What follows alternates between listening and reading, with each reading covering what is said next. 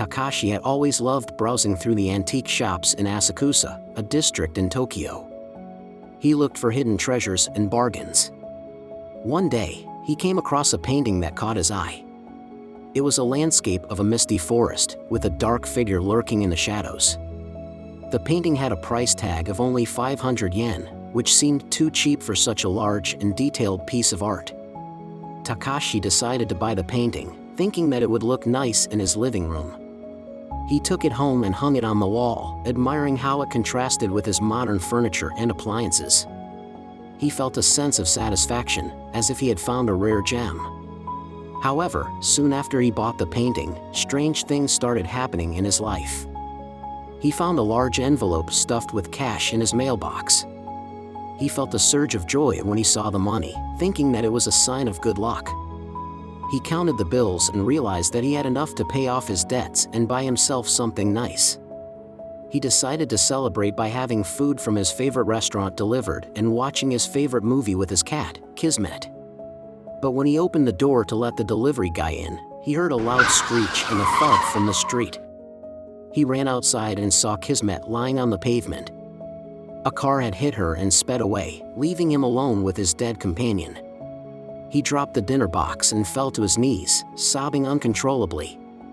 To get his mind off of things, he went to the bar with his American friend, Mike, who had been his closest confidant since childhood. They sang songs and drank beers, having a good time. He noticed a girl sitting at the corner table, who kept glancing at him with a smile. He felt a spark of attraction and decided to approach her. She introduced herself as Mio, and they hit it off right away. She had a sweet voice and a witty sense of humor. He asked her for her number and she gave it to him, saying that she would love to go out with him sometime. He felt a wave of happiness and thanked Mike for bringing him to the bar. But a few days later, he received a phone call from Mike, who sounded serious. He told him that he had some good news and bad news. He had been offered a job in Australia and he had accepted it. He was leaving in a week and he wanted to say goodbye. He apologized for making the announcement out of left field, but he said it was a once-in-a-lifetime opportunity and he couldn't pass it up. Mike said that he would miss Takashi dearly and that he hoped they would stay in touch. He felt a pang of betrayal and sadness, realizing that he would no longer be able to hang out with his best friend. Takashi buried himself in work which did not go unnoticed by his superiors. He had been working hard at his company for years, hoping to climb up the corporate ladder, but he always felt overlooked by his boss, who favored other employees who were more charismatic or influential. He was about to give up on his dream of becoming a manager when he received an email from his boss, inviting him to his office.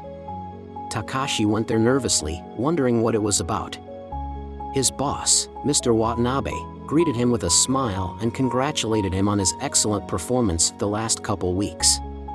Mr. Watanabe said that he had decided to promote Takashi to the position of senior accountant, with a higher salary and more responsibilities. He added that he was proud of Takashi and that he expected great things from him. Takashi felt a burst of pride and gratitude, thinking that his hard work had finally paid off. He thanked his boss and left the office with a smile on his face. The following week, as he was sleeping in his apartment, he woke up to a loud rumble and a violent shaking. He realized that it was an earthquake and tried to get out of bed, but it was too late. The ceiling collapsed on top of him, pinning him under tons of concrete and steel. He barely escaped with his life, but lost everything he owned. The only thing that survived in the ruins was the painting, which was miraculously untouched by the debris and fire. Takashi stared at it in disbelief, wondering how it could be possible.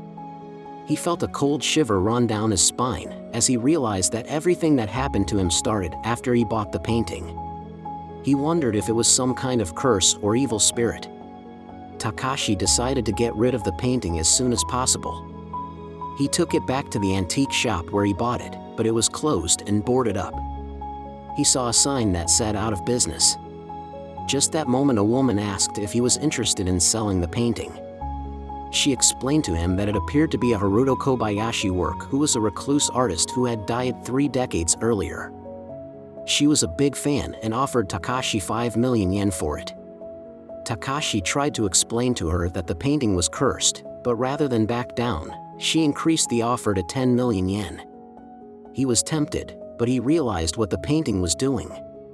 Rather than accepting the 10 million yen, which would have changed his life completely, he placed it against the wall of the building and asked for 500 yen, what he had paid. She handed him the money, picked up the painting and examined it. She thought it was beautiful and at closer inspection, confirmed its authenticity. She took it home with her, thinking that it would look nice in her bedroom. She felt a sense of excitement, as if she had found a rare gem. A week later, her daughter came over who broke the news that she was pregnant after years of trying. They were both very excited.